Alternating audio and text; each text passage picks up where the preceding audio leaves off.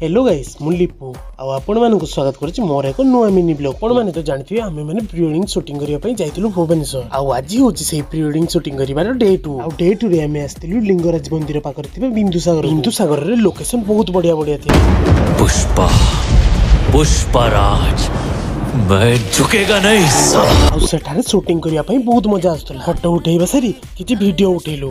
आ video उठी सारी आमे चललु नेक्स्ट लोकेशन को। आ नेक्स्ट लोकेशन ते थिला हमर फॉरेस्ट पार्क रे शूटिंग करू करू बहुत टाइम हे जाइतला। आ घर को रिटर्न करिया पई ट्रेन टाइम भी हे जाइतला। पार्क रे जल्दी भारी आमे चललु स्टेशन आड़। भाई मुझे माफ कर दो भाई, मेरे मुंह से निकल गई गलती से। आज के बाद कभी किसी को नहीं बोलूं भाई।